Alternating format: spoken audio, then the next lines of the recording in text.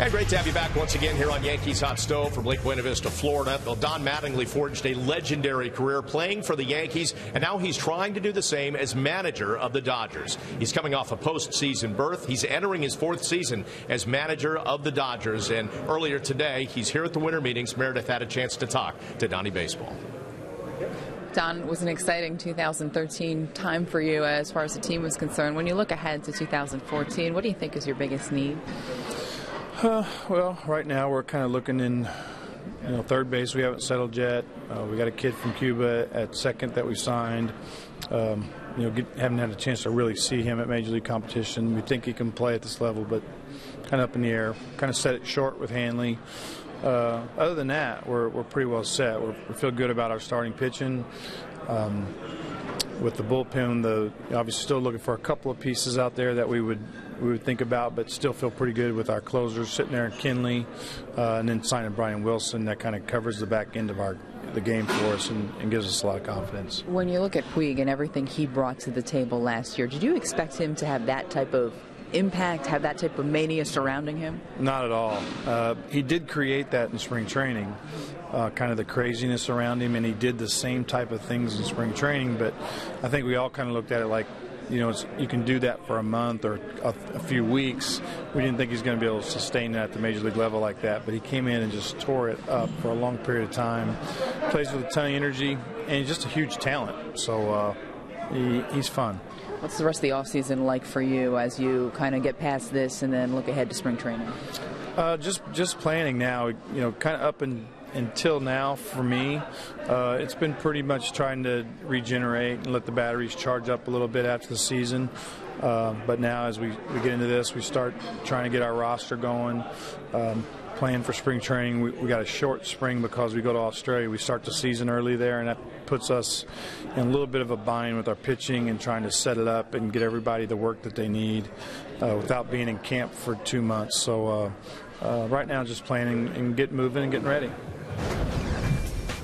Well, Don Mattingly coming off a season in which the Dodgers finished 92-70 and won the National League West title. And sure didn't look like that was going to happen. They stumbled out of the gate, but then Puig mania hit. Some players got healthy, including Hanley Ramirez, and they roared back to life. One of the other players, by the way, beyond Yasiel Puig, who had an impact, was to a certain extent was Matt Kemp coming back. Carl Crawford had a better year, and they had this glut of outfielders that they could turn to provide some offense. But, Tyler, that's the problem. He's got 3 spots. He's got 4 outfielders. Do they make a deal? Can he live with that, or do they have to deal one of these guys? Right. It just shows you how the differences that you hear. We got here and Dave Stewart, Matt Kemp's agent, saying that he was pretty sure there was going to be a trade, and then we hear last night it's pretty sure there's not going to be a trade. Matt Kemp has a lot of money left on his contract, and you'd be selling really low on a guy who just 2 years ago was probably the best player in the league. He was almost 40-40. He's making $20 million a year, and now you're going to sign a guy who's damaged goods because he's had a couple bad years. If I'm the Dodgers, I hold on to him, maybe try to move Ethier or somebody else. But Matt Kemp's an impact player, and as good as they were last year, imagine them with a healthy Matt Kemp. I think that was the biggest issue for the Dodgers. Yes, maybe that would have been a piece that they would have been willing to trade, but as you had mentioned, a down year and the fact that he had some injury issues and a lot of money left on that contract, they're not getting back what they think they should get back from him, and they're not going to give Matt Kemp away. So right now it looks as though they're going to move forward with 4 outfielders. Yeah, I think they have to. I think they have to wait and see what Matt Kemp can do, because Tyler's right. You're not going to get anything back for this guy, as good as he is. Go into camp with those 4 outfielders, see what happens. Guys always get injured.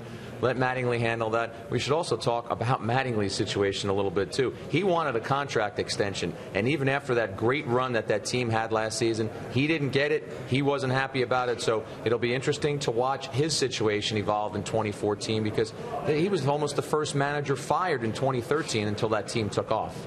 Right, and if anybody's used to knowing what it's like to be around a manager on a short leash, that's Don Mattingly. He lived through a lot of different managers under George Steinbrenner. But let's remember one thing, too, about the Dodgers. They don't have a lot of needs. I mean, they are the Dodgers. They are spending and have spent pretty much whatever they want.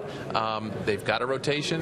They've got a good bullpen. I mean, they just brought back Brian Wilson for $10 million. I mean, Danny Herron is there. They got a new second baseman, as Mattingly alluded to. So they don't have a lot of holes. And as you say, Jack, injuries do happen, and it's not such a bad thing to have a little bit of depth around.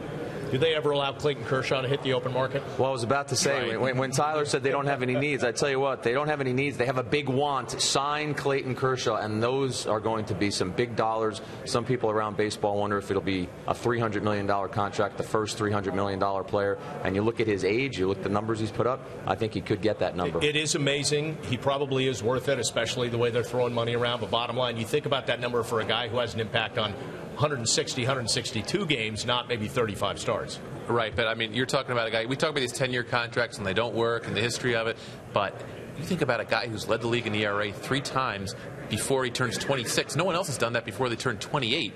That's a 10-year contract that you might want to invest in because he's so good and still so young. He doesn't even turn 26 till spring training.